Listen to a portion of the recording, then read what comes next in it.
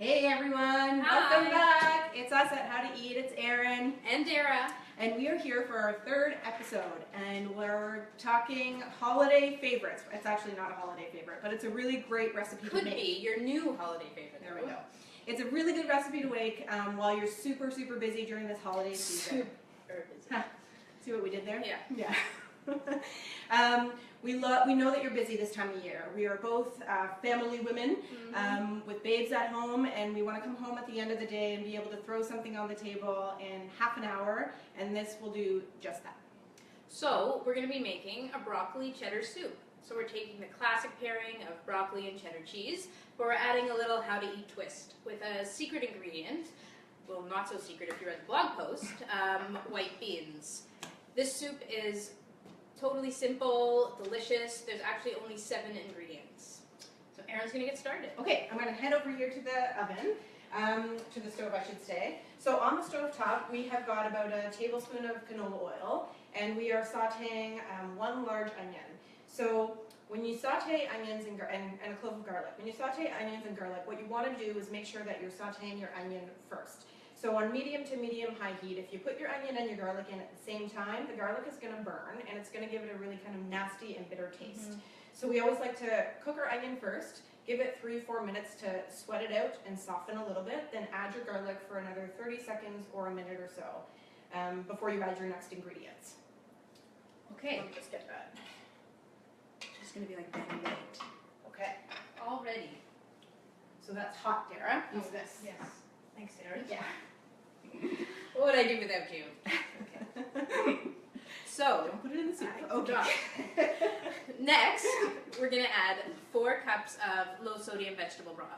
So we both actually always keep some vegetable broth on hand. When I brought this over today from my house, Erin already had 2 sitting here ready to go.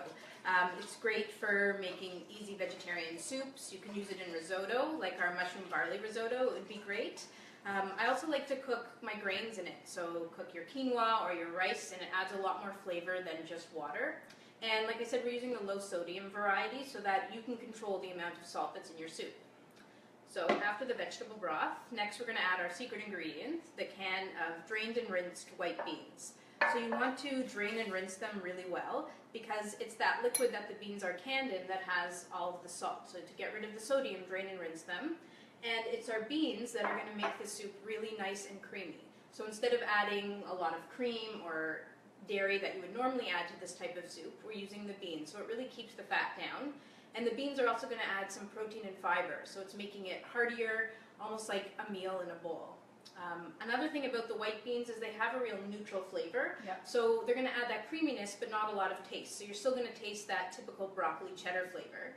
But having said that, you totally could use any other bean you have. So if you want to throw in a can of black beans, maybe some cumin, chili powder, some salsa, and boom, you have a Mexican broccoli cheddar soup, which I think would be actually quite delicious.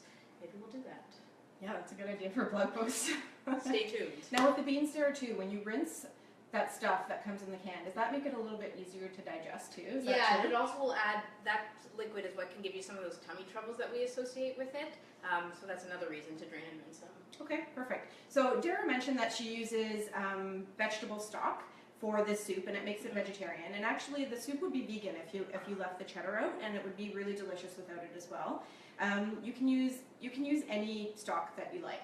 I like to use my own homemade chicken stock that I make at home. Do you know the difference between stock and broth? I actually have no idea. I was looking it up for this because I kept seeing the boxes that were interchangeably using stock and broth, and I didn't know. So I used their friend, the interweb, and I looked it up. So when you're using meat, and when you're making a stock or a broth with meat, if you're using the bones, then you're making a broth. If you're using the meat, then you're making a stock. Now obviously we're not using meat stock for this recipe. So another way to look at it is if it's a veggie stock or broth. Stocks, I'm not sure if you can see these, are typically unseasoned. So it's really just kind of simmered vegetables to make kind of vegetable flavored stock or a water. So you wouldn't really want to drink it straight as is because it wouldn't be seasoned with anything like salt or pepper. Whereas a broth, for instance, this is a low sodium vegetable broth, would already have some seasoning. So if I wanted to have, like a hot bowl of broth because I wasn't feeling well, you would want a broth rather than a stock.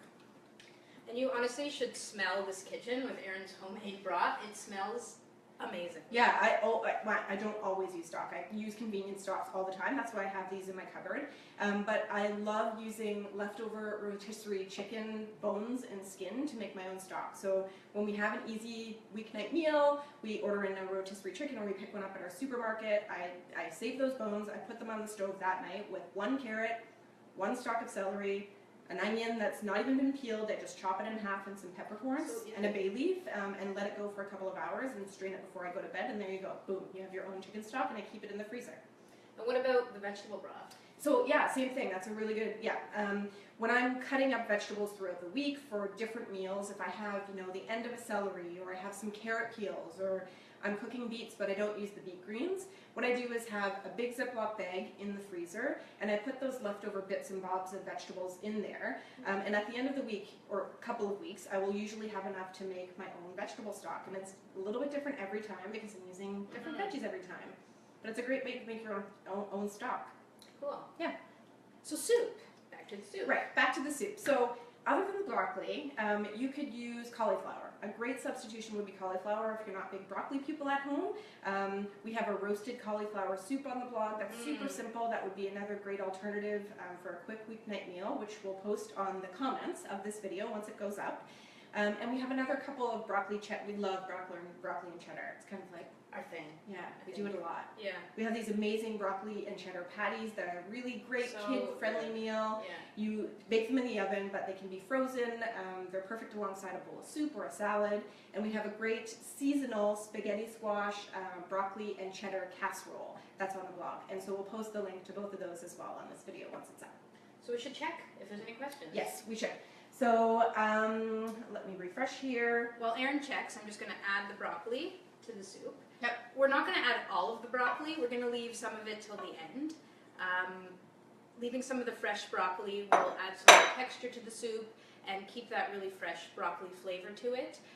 And also, when you simmer broccoli for a really long time, it can turn kind of a little bit of a nasty color. Yeah. So by adding the fresh broccoli, you still have a really nice, vibrant green soup. That's great. Yeah, perfect. So we've got a few people watching, a few people commenting on some of the silly things that we've said so far. So we'll keep going with the soup. And if you have questions or you're watching us after the fact that it's live, please post them because we will answer them as quickly as possible. We love to share our knowledge with you. Yes. Okay, so this goes on the stove to simmer now for about 20 minutes. Lo and behold, The magic of Facebook Live. we have one already done. So what we like to use to puree our soups is the immersion blender. We actually, a little tangled here, we actually have already pureed this one for you, but we both use the immersion blender all the time. It's really easy to use. You can just go in on the whole big batch of hot soup. I actually didn't even have a stand blender until just this past year. I always just use this. Yeah. If you were going to use a big blender, you'd have to go do it in batches. You'd have to let the soup cool so you didn't get a big mess everywhere. Dishes. No, we don't do Way dishes. too many dishes. Yeah. One pot, everything. And this just pops right off, and it's really easy to clean. So this has been blended, and we added in that extra little broccoli. I hope you can see it's such a nice green color. We'll ladle some into a bowl and we'll try to bring it up to the camera to show you once it's done. But the next things that I'm going to add are the real big flavor punches to this soup. So one of them is whole grain mustard. This is like such an unexpected twist on the soup, and I love it. Like, it really makes it for me.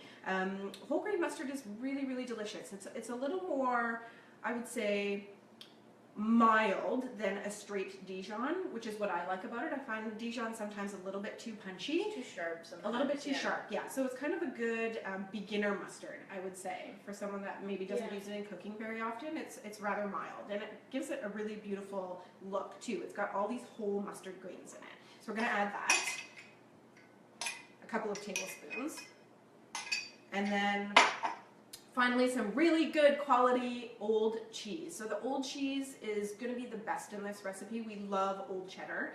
You get a lot of bang for your buck with old cheese. So extra old cheddar or something even like Parmesan or Asiago cheese would be really good in this. And because a little goes a long way, you don't really have to use very much. As always, we recommend that you use full fat cheese. It just gives it a much better texture and flavor when you're using the real deal. And because you're using such a sharp old cheese, a little goes a long way, as we've said. So I'm gonna reserve a little bit of it so that we can top the final product with the rest of our cheese. So we'll just stir that in there. Mix this up. Yeah, and ladle it out. And you would basically have this on the stove top. It would be off the heat, but you would wait until the cheese is melted before you ladle it into some bowls. It's awesome because it's so creamy looking, but you've got these vibrant, bright chunks of broccoli in here still. This soup is great. It's a great make-ahead option. You could make a big batch of it and freeze it if you were doing it for a big holiday party, or you could portion it out and freeze it individually for just a quick weeknight meal. A great party idea is like make your own soup party. So have a big batch of this soup simmering on the stove and have all different toppings laid out. So like we have the cheese here, we have some extra broccoli florets you could use, some croutons. You could do like mini grilled cheese sandwiches or some bacon and have the bowls set out. And then your guests can kind of make their own soup bowls. It's a really fun party idea. I don't know how we thought we were going to show this to the camera. It is soup. If I tip the bowl, it's going to spill. Just trust us. It is amazing. It looks really good. And it smells delicious too, I'm telling you. Okay, so I'll just check to see if we have any questions one more time. Oh, Lord. She said she wasn't going to do this, but she's doing it. It's just an excuse to put on my Santa hat and say Merry Christmas to my bestest vlogger buddy in the world. I hope you have a wonderful holiday with your season. Let's give each other a big love. Happy holidays from Patties. Come back and see us again in the new year where we'll be sharing some more great new recipes with you. Definitely. Ciao. Bye.